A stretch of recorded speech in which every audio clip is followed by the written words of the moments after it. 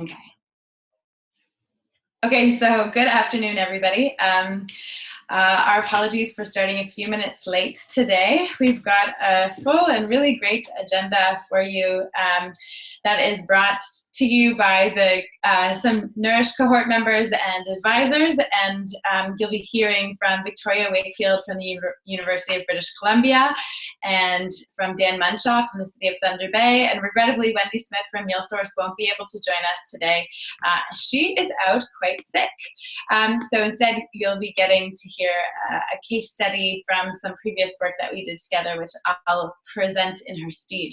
So today we're talking about strategic procurement and getting more from your healthcare food purchasing, and you're hearing from three people who I learn consistently from and who I know our cohort at our first retreat in February were very excited to hear and learn from. So just off the top, I want to welcome you on behalf of Nourish, and many of the cohort members are here and will be sticking around after for a bit of the meeting. And these webinars are part of a series where we're advancing our own discussion about what the future of food and healthcare can look like in a format that's really meant to help grow the circle of engagement, so that a lot of the lessons that are happening inside of the cohort can be translated out, and also so that we can have a chance to hear from the work that's going on outside of the cohort in the field, because we know many of you as well are leaders in this space. So there are two features that you can use today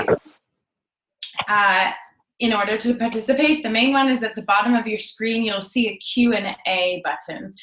You can use that throughout the webinar to ask questions, and some of our presenters are actually encouraging you to ask questions throughout their presentation, so please use that function primarily to ask questions. If you have ideas or comments, you can share them there as well, and we'll read them out. Use the chat function if you have non-question related items, so tech difficulties or something else. I'd like to pause just for a second, and can we have Dan and Victoria introduce themselves briefly and say hello, because some of the folks on the call won't know you. Well, thanks, Haley. Maybe I'll jump in. I want to say thank you for the opportunity to be here and to reconnect with the Nourish cohorts. It's always a great opportunity to spend time and talk about foods. I'm Dan Munshaw. I'm the manager of supply management for the City of Thunder Bay.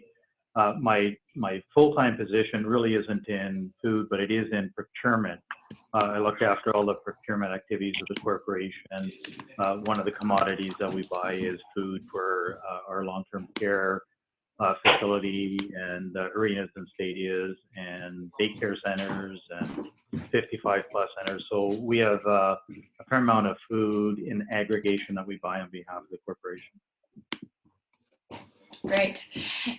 Thank you, Dan. And Victoria, I think we have you on now. Is that right? Yes, can you hear me? We can.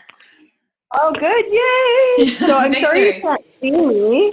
I don't know why my video is not working, but imagine that I look fabulous and I'm surrounded by green. Picture that. So thank you again for including me. My name is Victoria Wakefield. I work for the University of British Columbia. I'm best known for my work in sustainable supply chain management. Here at the university, I manage procurement for the largest auxiliary division at the university, and I look after everything from food to childcare to housing, and I manage procurement for both campuses on the Okanagan and at the Point Grey campus here. And today we have sunshine, which has been lacking all winter, so we're thrilled for Friday sunshine. Oh, good, lovely. All right, Jen, if I can ask you to share slides, we're going to just give you a bit of an overview before we jump into the presentation. So we'll have on slide 6 kind of 3 sections to the webinar. So we'll give you a bit of background, some concepts, and some of the priorities around strategic and sustainable purchasing that are in the cohort. And also we asked or invited the public as well to respond to that survey. So we'll share some of the highlights from that. Then you'll hear from Dan, Vicki, and then myself, and we'll have some time at the end for discussion and questions. And again, a reminder just to use that Q&A function at the bottom. I guess we could go back to those learning objectives on slide 3. When we were talking and preparing this webinar, we had a conversation with Dan, Vicki, Wendy, and myself about one of the big goals really being about having purchasers in the public sector take control of their supply chains and being more creative and strategic in how they're spending their money on food in order to create more value for patients, organizations, and community, which is the big framing and convening question around Nourish. We're coming together, you know, looking for ways to create more value there. And then, so that was our first learning objective. Second was exploring opportunities to work with organizations and suppliers to get more value from procurement, including, this is a really interesting part you'll like hearing from Dan, through negotiations within existing contracts. So if you're sitting there and thinking, well, I'm not sure how useful this will be because I already have a contract, you'll have some good things to learn today from some of our speakers about the options that we have and, you know, seeing distributors and suppliers as partners. And then finally, we do want to touch on some of the priority in areas of interest for more high-value strategic and sustainable procurement. So I think on that note, we'll jump ahead to the first graph. And we wanted to share with you some of the sustainability priorities. And we had both the cohort and some of you respond to a survey about what dimensions of sustainability were the most important. And so we talked about social, environmental, and economic criteria. And you'll see the top row of responses is from the cohort, and their first ranked dimension of priority within sustainability was social criteria. And you'll see that the environmental and economic criteria were tied as the second choices. That's the red. And then in the public, we noticed that the blue, or the first priority, was really the economic criteria. And so for those of you who have joined some of our previous webinars and been privy to some of the conversations that are going on in the cohort, you know that there have been a lot of conversations happening about the opportunity through healthcare food to touch on social and environmental dimensions of sustainability while making the business case for improving the role of food in the organization. So it was interesting to see that come out. On the next slide, we got specific and talked about, okay, when it gets to procurement, what are actually the priorities, the sustainability priorities for folks? And above and beyond the others were really a focus on local and regional purchasing. And I think that's something we've seen in the institutional food procurement world for a while, an interest in local food. But then also in a close second was seasonal sourcing, followed by waste and packaging reduction. And then the fourth one was a focus on culturally appropriate and traditional foods, which we've spent a lot of time talking on about in Nourish. So that came through as a strong fourth one. And similarly, the public responses reflected a similar pattern of priorities.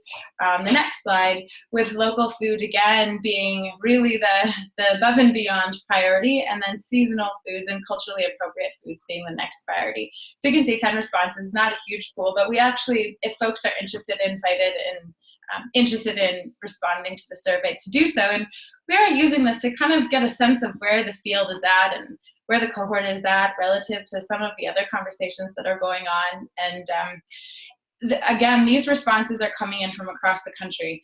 I know some of our colleagues in Quebec, if we did a graph for this, might look quite different, and you might see a bigger emphasis on pesticide reduction as a big priority. So this is really a generalization across the country, just to give a bit of a sense for where things are.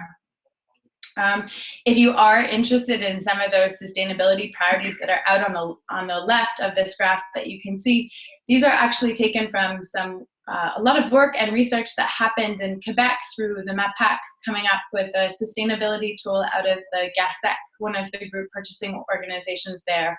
And in our discussion later on, we'll be able to speak a bit more about the work on that tool, and you can read a little bit more about those criteria on the survey that you were invited to complete. Okay, on the next slide, moving along. In terms of food categories to target with these sustainability priorities, you can see for the cohort, fresh produce was at the top, followed by animal-based proteins, and then I think the next one was frozen produce. So big on produce, animal protein, and if we go to the next slide with the public, again, a similar pattern of things with produce being high, and this one actually plant-based protein being high as well as cultural and religious foods. So it gives you a bit of a sense where the interest is, so it might be interesting for some of you who are on that call to see what other folks are thinking about. So we'll just go, I think we have one more slide. We asked finally the cohort if they track sustainability priorities, and this is a survey that's has just gone out, so so far we have 17 responses, but it's a split with about half saying that they did or starting, or a little bit more than half, and then as many saying that no, they're not tracking. When we asked them to break this down, we found that most people are tracking local food as opposed to the other sustainability criteria. Today with our speakers, we're really going to get beyond that conversation about local and hear about some of the other dimensions of sustainability that they're working on. Oh, I'm just getting some feedback, so if you can just mute yourself if there's noise around you.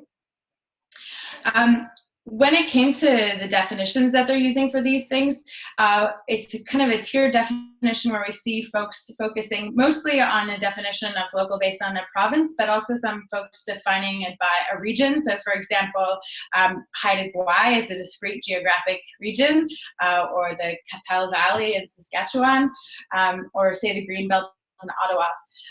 When they talk about a provincial definition, the most common terms that were used to frame that definition were that for foods, it should be 80 to 85% at a minimum food sourced from that region, with all of the packaging or processing happening in the province, with some people using definitions that had elements of social and environmental criteria. And then the third level on top of regional and provincial was some folks are using a definition, a national definition where Canada means local, but that was in the minority of the responses that we had. When people are talking about tracking, I think this is sometimes a tricky point. How do you do it? And there was a real spread in the kind of tools that folks are using within the cohort. So a lot of people are using distributor velocity reports. I think Kathy is on, and she's still using the tracking tool that we use in the public purse procurement mentorship program. So that was neat to hear that still happening.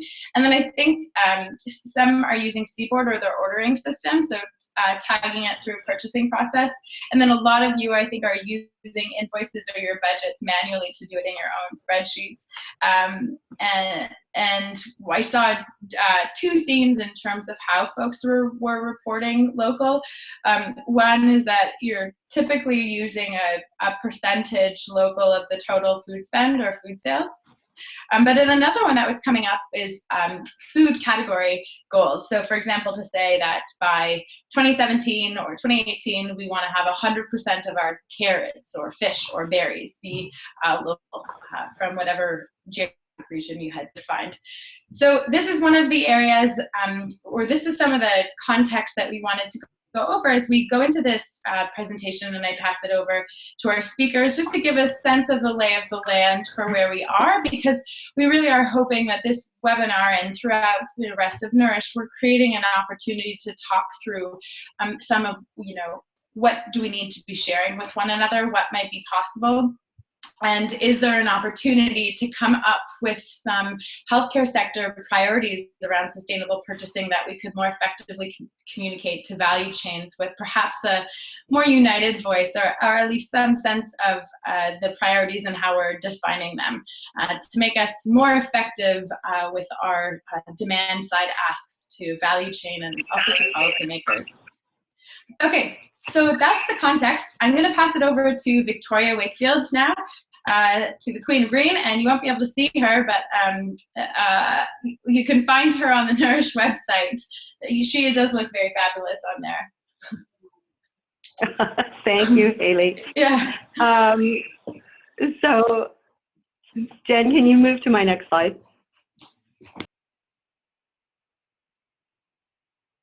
There we go.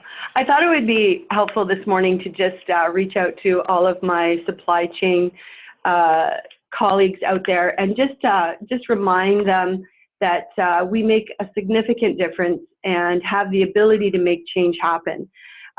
This quote comes directly from the supply chain management website, and that just in Canada, the latest research shows that procurement officers control more than $130 billion in annual spend.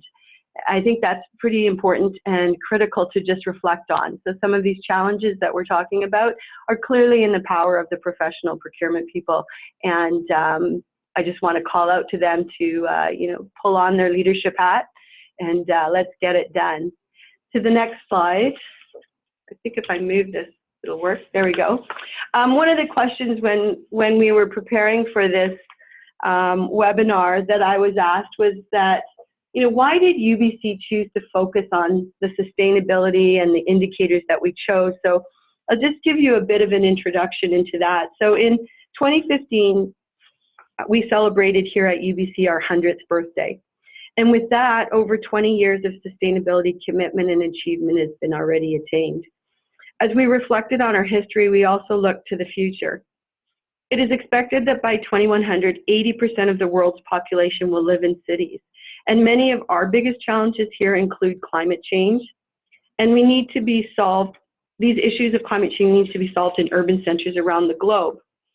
As a university, we have a bit of a unique opportunity. We have been presented with a clear and urgent opportunity to leverage our expertise and to catalyze the sustainable transformation of communities and cities in order to address grand challenges of our time.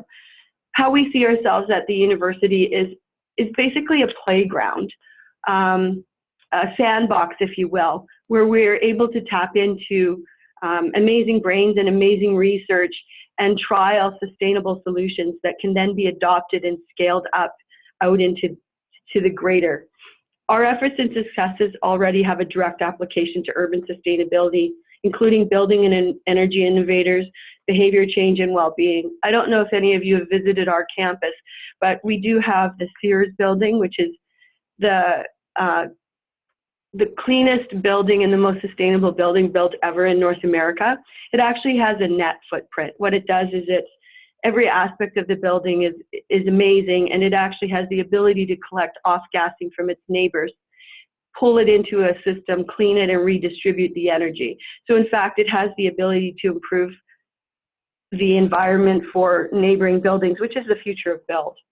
Already at UBC, our task now is to focus on intellectual capital, on creating regenerative campus and generating long-term solutions so that future generations can live in complete communities that are healthier and more sustainable. It was really refreshing to see the priorities that were presented when we did the survey, because all of the priorities that were identified clearly indicate the research that we've done, we're right on target with what your priorities are.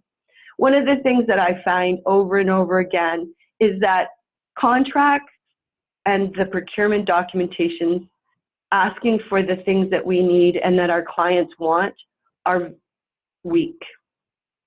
They're not strong, they're not clear, and I have often had major suppliers tell us, we don't know what your goals are. Do you guys actually know what your goals are? So I thought it would be helpful to just give you some samples of what I think are good contracts. Most of them we've used or I've seen through BC Bid. That we need to deeper into contract management. We certainly need to provide a clearer roadmap to the suppliers so that they can help us attain our sustainable goals. The slide you're looking at right now is a direct reflection of one of the sustainable priorities that you identified in the survey. Under local sourcing, 76.2% of you indicated that that's a top priority. That's a pretty big percentage. So I went through and I found an example of an RFP clause that was for food service operations for UBC Okanagan that spoke directly to that. You'll see that the locally sourced and locally produced foods, it's really clear in this clause that we're required, there's not just the interest of having locally raised, grown, processed, and produced food. That definition is important because it indicates exactly that you're looking for locally sourced in all of those categories. You see in the second paragraph, it goes on and it does say that the proponent will be required to measure and manage a reporting system.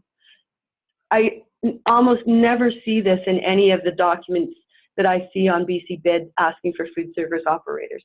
This is pushing the supplier to provide the data on locally sourced products. It's telling them upfront, this is going to be an expectation. You're going to have to tell us on a frequent basis and grow that quantity that are locally grown, processed, or manufactured. It also goes further and it says there's a definition of local that's within the province of British Columbia and within Canada. And each semester, the successful respondent will be required to report the actual percentage of food that meets the criteria.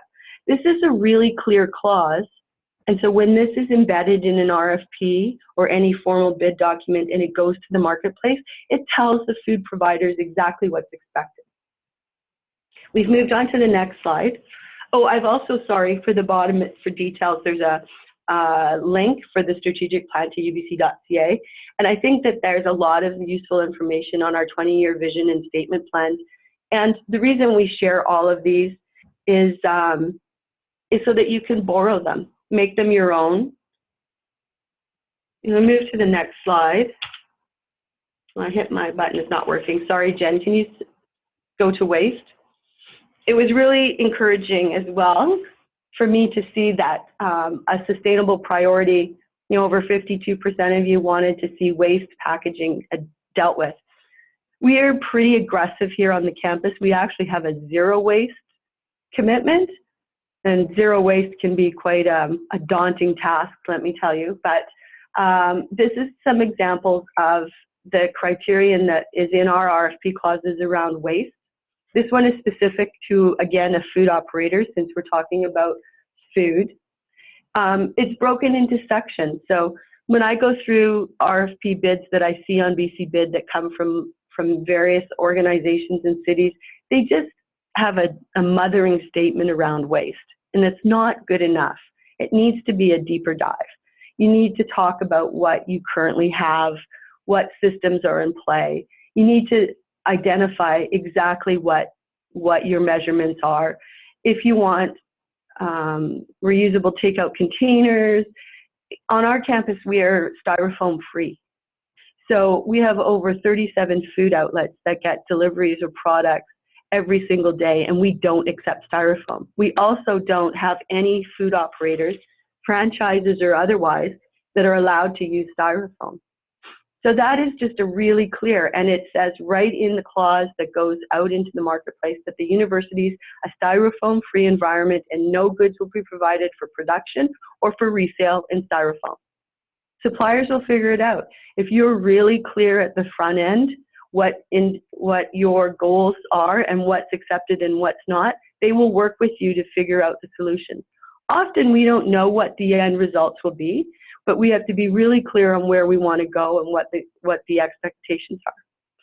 I found over the years that clearly clients on campus know exactly what they want. And purchasing doesn't do a good enough job of listening and then translating that into a manageable document.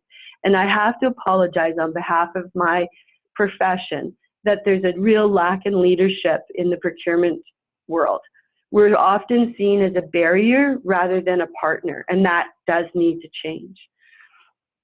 The successful proponent, it says, will work with the university to participate and expand. That is critical because often the suppliers don't know what the solution will be. But what you want to do is partner with a supplier that will work with you, because together you will find the solutions and hit the targets that are important. Can we go to the next slide? I wanted to share a sample table of contents for sustainability and just challenge you to look at your own documents that your procurement department throws out. Typically, I see one line and mothering statement. You'll notice in this table of contents that sits within an RFP, this is a standard. It has several categories under sustainability, and within each one of these categories is quite extensive narratives. And as a follow-up, we are happy to share that with the Nourish cohort. So there is a category that's general. In the general category, it outlines everything about the university.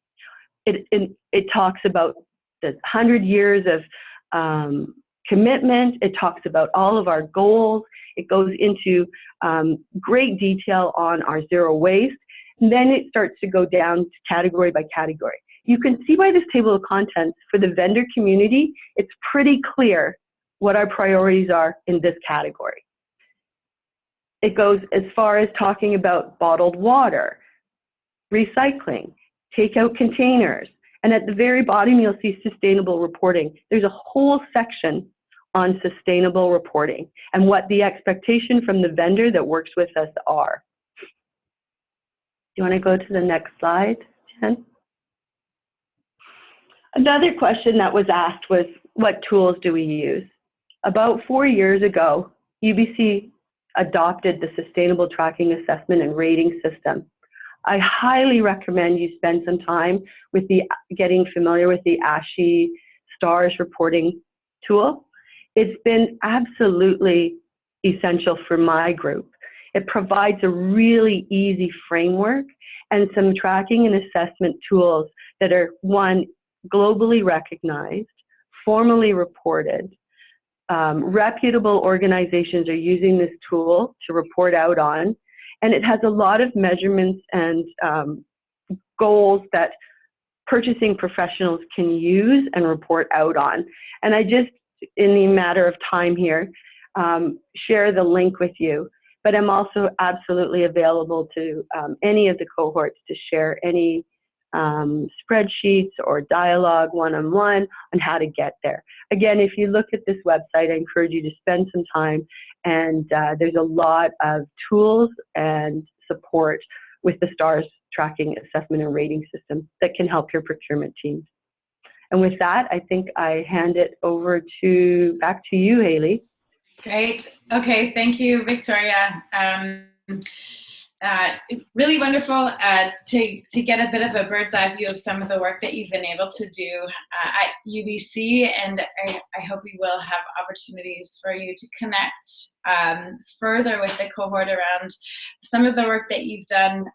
You know, I always am struck by the importance of the piece around the specificity of language and moving away from these mothering statements, so that when the value chain is asking what we're looking for during contracts, there really is a clear answer. Very exciting work. Thank you. I'm wondering, could you just make a quick comment too on how some of the work that you have done fits within the constraints of purchasing regulations and trade agreements? Have you had trouble in that domain? Yeah, I said often it's that comes up, Haley. Thanks for bringing that up. The short answer is no. We've had no problems with that. The AIT and the agreements weren't designed to hamper procurement. They were designed to be inclusive. But again, professional procurement people tend to use it as a default. I've often heard people say, well, we can't do that because, you know, the AIT trade agreement doesn't let us, or it has to be fair and equitable for everybody. And they've kind of taken those agreements out of context, in my opinion. First and foremost, the contracts that you currently have and the vendors that you're currently working with, that you have contracts with, are the ones that you should be now moving and leveraging directly with for your sustainable criterion. I've heard in the past people say, procurement professionals, my colleagues say, well, we can include that when we go out to bid again. And I call them out on it every time. The strategic partners you're currently working with know your business best. At some point when you signed up in that contract, you decided to work with them, you assumed they were offering best value for you, so you awarded them a fiscal agreement. And so that is the contractor you need to work with now, currently, and not wait to go back out to bid and build the sustainable criterion and the deliverables you want. With the AITs, there is a fiscal threshold. I believe Dan reminded me it's at 100K. So everything below that threshold absolutely can be directed through whatever your procurement processes are. When you get over the 100K, you absolutely do need to follow the rules and regulations that protect us. But within that guideline, you can absolutely be more specific. If 25% of your current purchases need to be made within a 100-kilometer radius of where you currently sit, you build that into your document. Because national food providers, the big guys like the Airmarks or the Compasses of the world, will be able within their supply chain meet that criterion. Does that answer the question, Haley? Yeah, that's great, and I'm sure others will have questions as well. So thank you, Vicki, and a reminder to use the Q&A box at the bottom for the questions that you want to chat in as we continue on, and we'll collect those at the end. Okay, so from British Columbia, we're heading to Northern Ontario up to Thunder Bay, and back to you, Dan. Well, thanks very much, and Victoria, a great presentation, and I was trying to write some notes here as well. I want to kind of reinforce a couple elements of the presentation from Victoria. I think when I reflect that the successes that we've experienced here in Thunder Bay, and we're kind of in a remote area, and one of the things I appreciate about the Nourish program is reaching out and connecting and learning from others and building from others. And the legwork that we've done, I suspect, is paralleling that of others, but some common themes are starting to jump out here. And one of the themes is the issue of and the role of procurement. So when I've met many of you, you all work, or most all of you work in the food services industry. I don't. I'm a procurement person. My education and training has all been in procurement. And interesting, and never once in all of the programs, or even I've been teaching it now for 25 years, is food even talked about. So things are changing, and I really want to encourage the next wave of this initiative to be focused on the education and training of the younger professionals coming into our field, because they are the ones that are going to be the early adopters and to really adopt sustainability, environmental and social as a core element of procurement decisions. So in the meantime, we're going to still champion things through here. An element to reinforce again is to take control of your supply chain. Victoria made reference to the amount of dollars that we spend. For those that have had any courses in economic development, different models, but they use a ratio of say 4 to 1 on average. For every dollar there, you're able to reinvest either regionally or locally, however you define it, is multiplied 3 or 4 fold. So it really has an economic development. What I'm going to talk a little bit more today about is we've had the opportunity here at the City of Thunder Bay to listen and work with our food services supervisors. What makes us a little bit different is we don't outsource our food service operations. So everybody that works in all of our kitchen operations, they're employees of the City of Thunder Bay. The buyers that are doing the food buying, myself, are employees of the City of Thunder Bay. So our goal is aligned to support that of our residents and that of the desires of council. So in talking and building relationships with our food services supervisors, started to understand that they're really asking for nutritious and healthy foods, foods that fit well within what their desires are. And absolutely, there has been a disconnect. We historically have had alliance with 2 key national food services companies, and 60% of our food goes or went to one company and 40% went to the other. It was a simple in, simple out. Pricing, was the main deciding factor, and we substantially moved away from that model about 3 years ago. So in 2014, we started to make change. In 2015, we started to measure change. So 2015, our spend on what we call regional, being Northwestern Ontario, and local, being the province of Ontario, our total food spend was 28%. And in 2016, so for last year, we were able to bump up our spend from 28% to 38%. And one of the driving tools to help us succeed in that, as I mentioned with many people, is we started to adopt forward food contracting. And forward food contracting, or forward contracting in the procurement profession, is nothing new. I've been doing forward contracting in the energy market for natural gas and electricity and fuel oils for years.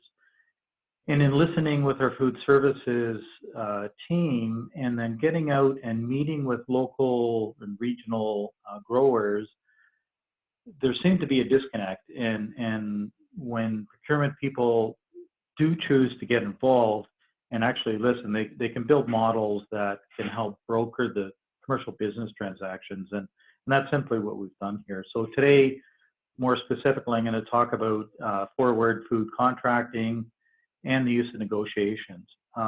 Everybody has policies. Jen, maybe if you can jump to the next slide.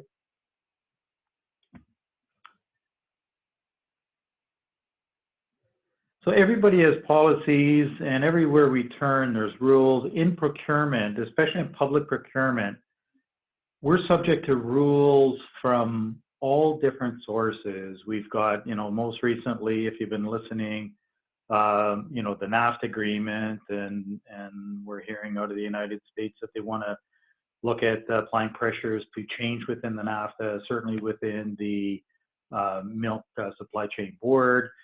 We've got the CETA that's recently been signed. So you got international agreements. You can pare that down to national agreements. You've got AIT, which revised their rules about 2 weeks ago. And then even within provincial bodies, we have provincial bodies, and then we all work for corporations or independent companies, and you've got policies there. So you got rules everywhere. Next slide.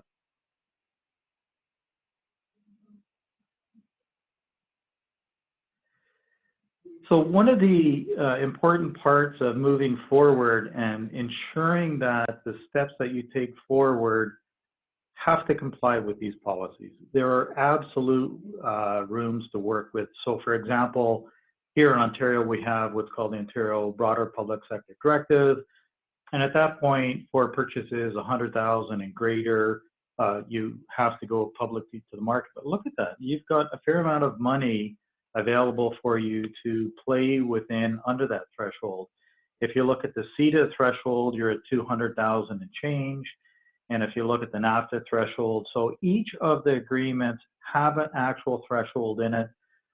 Know what those thresholds are. And once you know what the thresholds are, you can play. There's a lot of wiggle room underneath of those thresholds by entering into direct negotiations and direct purchases for food suppliers within your supply chain.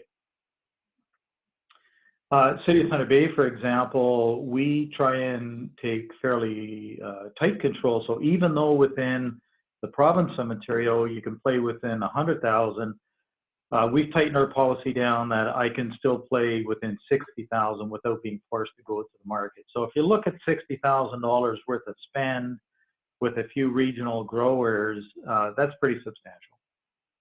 Next slide.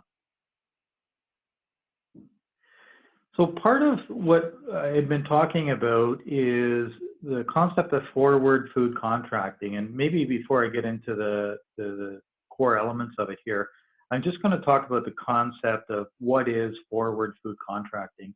And essentially, the theory of it is very straightforward. It's a commitment to buy in advance of when you need it. So for myself right now, we're in the springtime. We've either gone out and made commitments to growers, or we're in the final stages now of making commitments to growers so that they're going to grow for us various products, and they're going to harvest them over the course of the year. And during the fall and winter times, they're going to make deliveries to us. So I'm going out right now and have made or will be making commitments in advance to buy various commodities. And that would be things like rootstock vegetables and tomatoes and all kinds of products to feed into our food chain here. So it's in advance, buying what you need. It's specific items. There's a time duration. There is a pricing mechanism. There's an FOB point. So once you go out and have these conversations with regional growers, you need to come together and to form an agreement in principle of what it is that you're doing. So a number of people have asked me, you know, what are the core elements? And so essentially you need to find what it is that you're buying. You need to identify what quality it is that you're buying if you're able to establish a standard. Determine how much you're going to buy. What I've learned is it's relatively easy on forward buying. So for example, we have a 6-week menu plan. We operate, our long-term care operates at 100% capacity. So if you know your capacity, you know your menu planning, you can easily do your theoretical calculations. I'll take that calculation, I'll scale it back to 80%, and then I'll go ahead and forward commit 80% of our projected future demand. And that still gives me 20% of wiggle room to adjust my quantities up or down, and it allows variation of change. Once you've talked about, you know, with a grower, what it is that you want to buy and how much you want to buy, an area that took a lot of time for development is how much are you going to pay for it? And I'm still working on trying to refine that. Certain commodities, there's a price out there, and other commodities, there really isn't a price. So for the lack of a mechanism, what we did last year to start this off was we took our previous year's average price, and that previous year's average price became the base price for the year following. And in speaking with our growers this year, that model seems to be working. And the advantage with that, it gives everybody right up front to the penny that I know what I'm going to be paying, and it allows the producers to commit to certain cash flow with what's coming in. I think the model could be tweaked a bit more, but it's a great place for starting off discussions with. Another element that needs to be addressed is where do you take ownership of the goods? Do you take ownership out of the field, or is the grower responsible to get the product to your loading door? So you need to establish an FOB point. The commercial business terms are an interesting one because the growers aren't that familiar with doing business with government entities. And so we have to make sure that there's clarity on how we're paying them. We pay them, you know, every 30 days, and we need an invoice and, you know, the classic payment process. When I had conversations, though, with growers, there was clear concern that they had about unpredictability in growing. There is uncontrollable events, there's acts of God, there's things that are outside of their control. One of the important elements that I believe need to be in your agreements is what I've called mutual escape clauses. Is you need to provide flexibility to growers that in the event of an unplanned or uncontrollable event, that they have the opportunity to not deliver as they've contractually agreed to do it. And this is a great relief for them. And what I've done in my particular case is in procurement, we always try and backstop and reduce risk. So we've got, you know, major national food companies that can backstop if I'm not able to draw carrots from our local producer, for example. One of the elements of a mutual escape clause, though, is that we'll allow a grower to either sell less volume or get out of an agreement based on unplanned or uncontrollable events.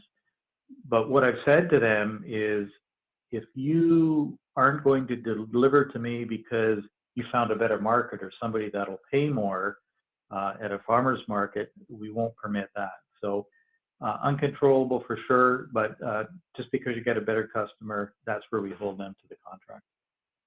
Next slide. One of the elements in procurement, if you can garner the interest of your procurement operations, is enhanced contract value. Victoria talked about added value content. And when the survey results came in from the cohorts and outside, you can see that there's interest in a number of different elements. And I think in a responsible agreement, you can cover off all the core sections of a contract, but in the enhanced contract value, this is a great opportunity. You know, I as well called it, there's a large sandbox to play within. Here's where I want to challenge everybody to push the envelope, because you're going to build meaningful value with your supply partners that are going to contribute to yourself, to them, and to the environment, and to your social consideration as well.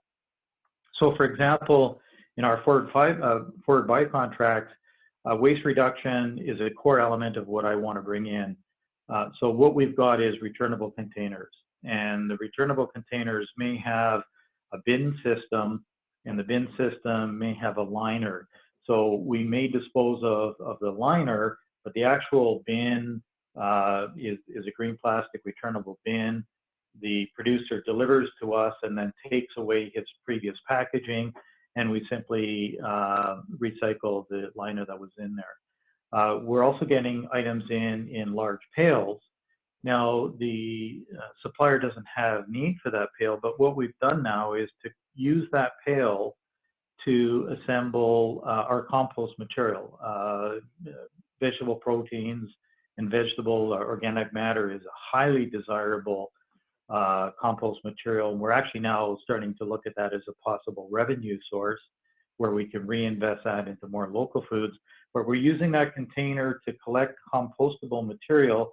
And part of our agreement with the regional grower is that they will take back that compostable material and reuse that back in their field. So we're really trying to close that loop of organic material and cradle to grave process there.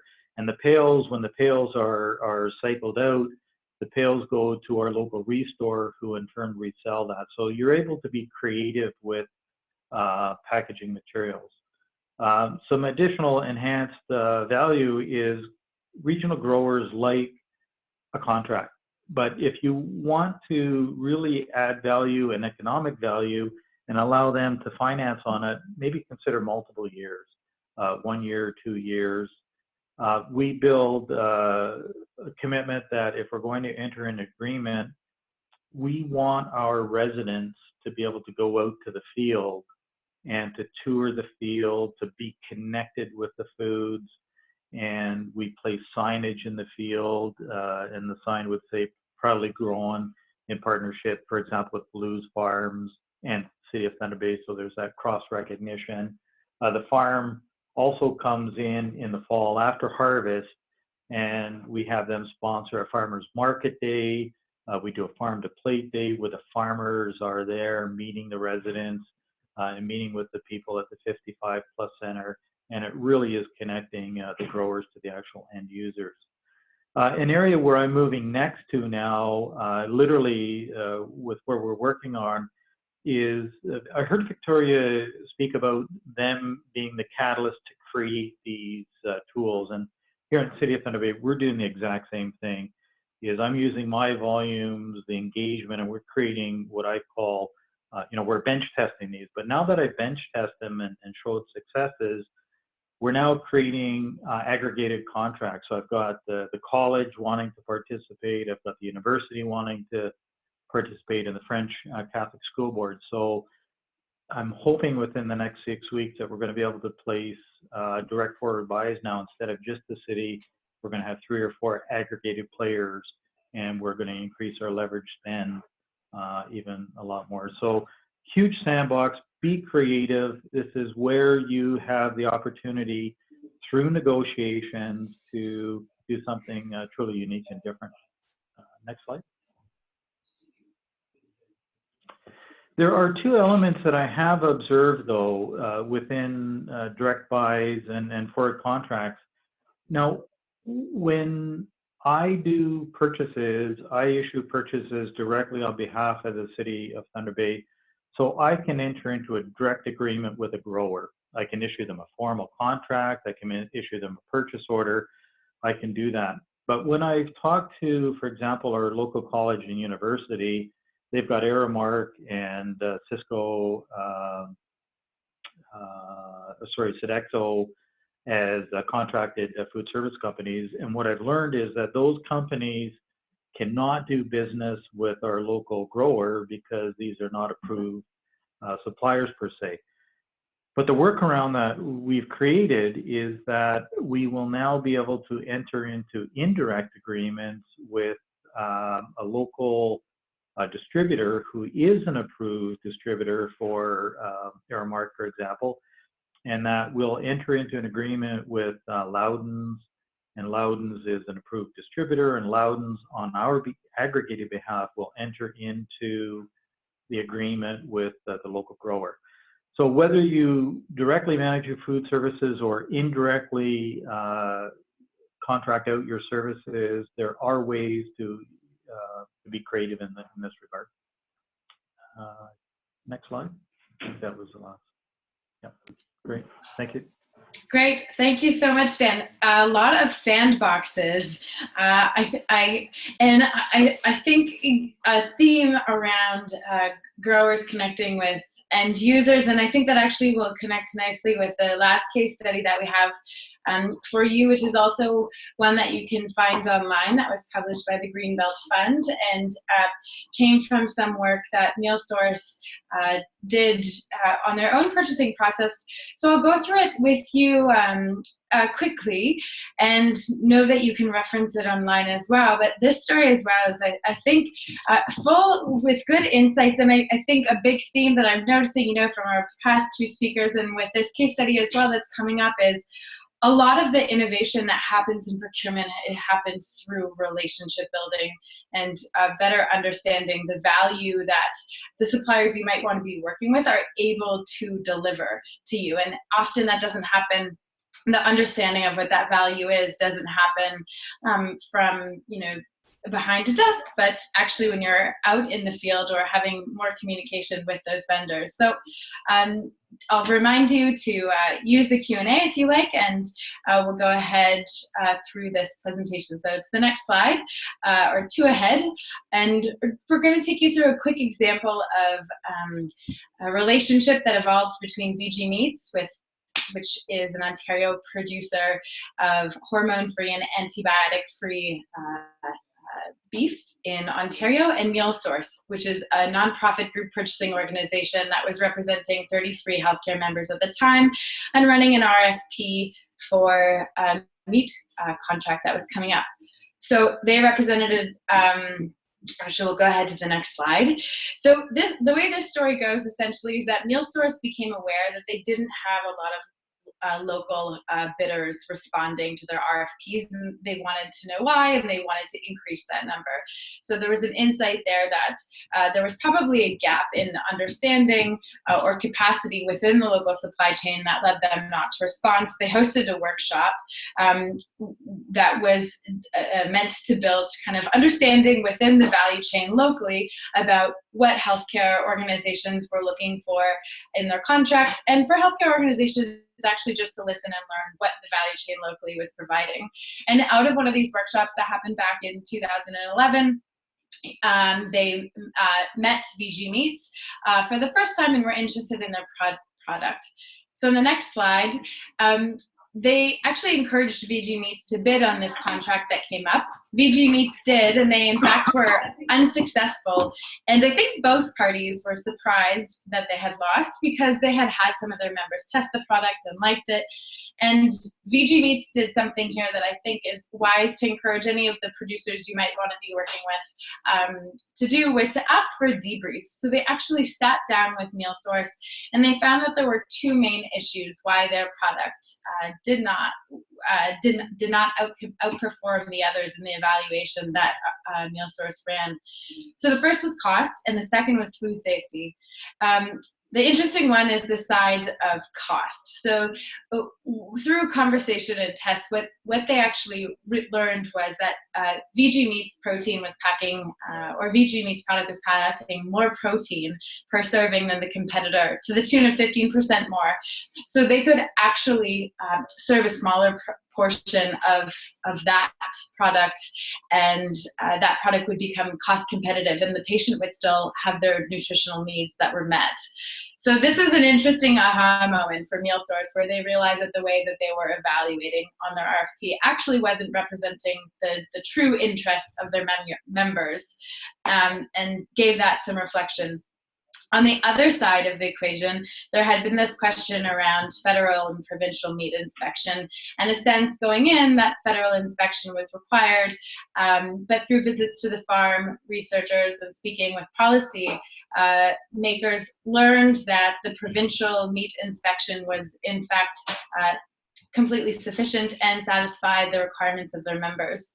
You'll get to hear Wendy talk a little bit more about that on another webinar, but I want to focus on this piece about how they framed value in their RFP. So leaving this debrief, on the next slide, MealSource actually stepped back and did some thinking, and they used it as a moment to innovate their process. And they actually decided that in the next RFP that they issued, they would measure the cost per gram of protein rather than the cost per serving. And VG Meats took the same time as an industrious innovator producer in the supply chain actually to work on developing products that would meet the needs of their potential prospective healthcare audience. So it really was a moment for local producers to gain information, a better understanding of the audience that they were seeking to serve, and to be innovative and to respond to the opportunity that public sector purchasers were providing. So in the last slide, the good ending to this story is that through this rewriting of the RFP and the heavy work that VG Meats did as well to develop a product, VG Meats actually ends up winning the bid when subsequently there is an RFP that's launched 2 years later. And this was a moment where, as Vicki was saying earlier during the webinar, that RFP really did clearly communicate to the supply chain what their values were, what they were looking for, and what they were willing to pay for. And so this is a good news story that I come back to often because it really shows the quality of innovation and the win-win that can come out when there is a real relationship between a healthcare purchaser or public sector purchaser and the value chain. So this is a quick tour of that study and case study, and I do invite you to look at it online, and there will be a moment in the future as well to hear more from Wendy on it. Next slide, Jen. I think we're, I forgot, there's another layer of good conclusion to this story, which is because of how MealSource was running their RFPs, after they had secured the product that they wanted from the producer, they had a second layer of the RFP, which was who would distribute the products from the manufacturers who had won. And they've created this opportunity they leveraged that process to influence one of the big distributors, Cisco, actually to carry that product, which they had not been doing before. You see a quote from Brad at Cisco on the left there, where he's talking about, it's a process to set up a new vendor. And what it takes to go through that process is that they need someone, a client, to say, I want to start buying this specific product. How do I make it happen? And Brad says that MealSource did that. So again, a quick little insight into the opportunity for healthcare sector purchasers really to leverage that influence that they do have through their RFP and through the size of their purchasing as well to influence what's happening in the supply chains around them. Mm-hmm. So I'm cognizant of what time it is here now. We actually don't have a ton of questions that are coming in, but I do want to invite folks that might have a question to stick around for a few minutes before our cohort goes into a meeting. But I really just want to take the occasion to thank Dan and Victoria for sharing their insights, and maybe I'll pass it over to them for a quick thought, and we'll give a kind of a minute if anybody wants to type in with a Q&A. Otherwise, we'll thank you all for coming out. I will hope to see you on the next webinar, which will be happening in late May, and that one is looking at the role of anchor institutions, building, again, patient and community wellness. So thanks, Dan and Vicki, and I do see we have a question, so I will ask it, and then I think Jen is going to go through the process as well of turning the cohort members into presenters so that they will actually be able to speak. And a final thought to actually the rest of the audience who joined us: we are in the midst of gathering definitions and tools that folks are using to define some of their sustainability priorities. And if you would like to access this resource or contribute to it, we would actually invite you to share the definitions and tools that you're currently using, and we will be aggregating those and sharing them back. So once again, thanks. And it's a good time to drop off if you're not part of the cohort, and we'll hope to see you again. And I'm going to just